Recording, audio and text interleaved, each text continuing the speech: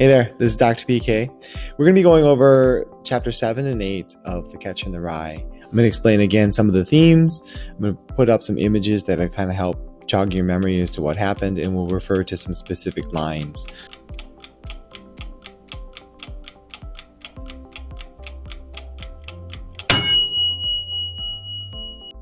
But in short, chapter 7 is the chapter after Holden gets in a fight with Stradlater, Ward Stradlater, his roommate, the sexy bastard, right? And so Holden's only salvation, the only place he can seemingly find again, Holden struggles with fitting in, right? So we look at theme number 3 on the right-hand side.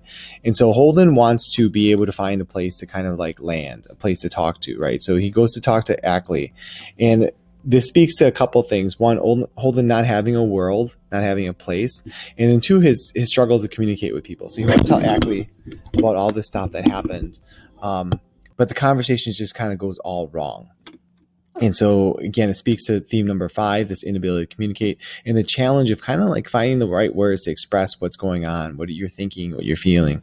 And so on the one hand, Holden is very sharp with his words. He shoots people down with his words. But on the other hand, he really does struggle with expressing what's going on with him. And so he has this long conversation with Ackley where it kind of goes haywire. And at first he tries to suggest that perhaps he's fighting with Stradlater on Ackley's behalf. But we do know that deep down inside, it's Holden struggles with communication because he really is fighting with Stradlater for other reasons, right? One, Stradlater because of the situation with the paper and how Stradlater kind of takes for granted the fact that Holden wrote this paper about his brother, right? There's this level of return to innocence where he wants to talk about his brother Allie. And then the other thing is Holden's also holding deep down inside. He's holding some anger at Stradlater because of Stradlater and borrowing Ed Behnke's car, right? So Stradlater takes out a girl. Stradlater takes this girl, Jane Gallagher, out, and it's a girl that is from Holden's past. So again, going back to the innocence of childhood theme, and Holden has really great reservations about what Stradlater and Jane were doing, right? So he says, I didn't turn it off right away though. I just kept laying there on Eli's bed thinking about Jane and all. It just drove me stark raving mad when I thought about her and Stradlater and Ed Behnke's car, right? So he's worried that Stradlater did something that took Jane's innocence. And so it's kind of an interesting passage there, but it's going to speak to what Holden wants to do with his life, what he feels his purpose is. And so he gets in this conversation on the following page with Ackley, and he doesn't tell Ackley what he's feeling, what he's worried about, but he ends up kind of talking about running away to a monastery. And so he kind of insults Ackley's religion, and both religion and Pensy itself speak to kind of this conformity theme, right? You have to act a certain way, be a certain way. And here Holden is, and he says he's going to leave Pensy, which is a place with extreme conformity, and instead he wants to go to a monastery, another place where there are these explicit rules, right? And so it's about Holden struggling to find a place, right? His alienation from different worlds, and where can he find acceptance? From which world can he find acceptance? And so it's kind of this really funny exchange about him joining a monastery and how he would, with his luck, he'd end up in the monastery with the wrong kinds of monks in it, all stupid bastards. Again, so then Ackley, of course, gets very offended by the way that Holden's talking about his religion, Ackley's religion, that is. And so just, again, Holden's kind of a misfit character with the way he talks, willing to kind of say what he wants to say, but at the same time struggling to say the right things.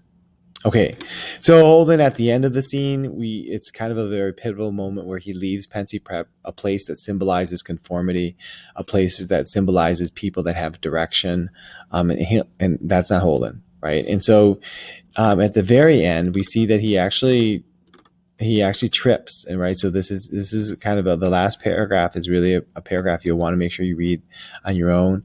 This communication where he just screams out at everybody. He says, "Sleep tight, you morons!" Again, Holden's struggling with how to communicate his feelings, his hurts, his wants, his needs. It's a real human condition kind of thing, right? We all struggle with that at different points in our lives. Some of us will struggle with that throughout our lives, right? And so how do you communicate with the world your wants, your needs? And that's why some people identify with Holden. They feel like he just says what he wants. But I think a deeper reading shows that he is a person that struggles with saying what he really truly wants. Whereas other people feel like he's their hero because he just kind of speaks his mind. And he also speaks on their behalf. He speaks on the behalf of the people that are alienated. So in any case, this is a really kind of an interesting scene. Notice turning the hat around, so the hat becomes, remember that symbol. And then also the falling motif comes up over again. So you want to pay attention to that very last paragraph of chapter 7.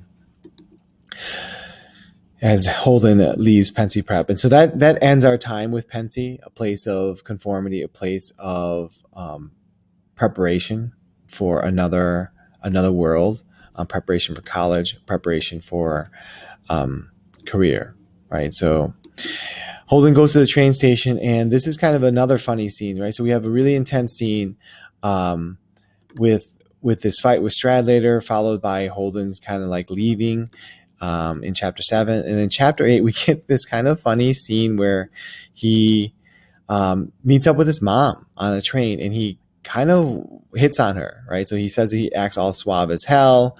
He talks about how good she looks, and how he tries to act all suave around her, and he offers to buy her drinks. And so again, Holden's kind of in this nebulous world where he doesn't have a place to fit in, right? On the one hand, he's really immature and he runs away from school. But then he wants to kind of like hit on this mom and offer her to buy her drinks. And it just so happens that Holden is also from the same school that her son is at. And so it's this kind of really, really kind of tender exchange where you kind of see Holden's vulnerability. You see that Holden doesn't fit in, and he lies a lot, right? He lies to this mom. And one really kind of important thing to understand is that, first of all, he tells her that his name is Rudolph Schmidt. And one thing to understand about these lies is one of the lies he tells protects the mom from the knowledge that her son really in real life is a jerk. Okay, and so this is kind of important because Holden wants to protect her innocence, her conceptualization of what her son is really like, right? So moms tend to think of their kids as these sweet little kids, but Holden doesn't want to spoil that. He doesn't want to tell her that her son is really kind of a big jerk, and so he kind of protects her from this knowledge by lying, right? So he goes out on this long spiel where he lies about a lot of things, and it's kind of a funny scene. But it also kind of shows that Holden, in the end, wants to do right by people. He just doesn't know how. Okay, so in the end, make sure you do read that scene. But really, it's kind of a charming scene where you have this interaction with old Mrs. Morrow and Holden, kind of protecting her innocence, protecting her knowledge that her son is a jerk that snaps towels at people. Okay, so please pay attention to that as you're reading. And again, it's just kind of funny where in the end he says he has to lie. He has he has to have this operation and such. Okay. All right. And that's where you kind of get the humor of Holden. Really, again, a little bit like the characters from The Office, characters from Guardians of the Galaxy, misfit type characters, right? Characters from Seinfeld. All right. This has been Dr. PK, and this has been Literature in 10 minutes.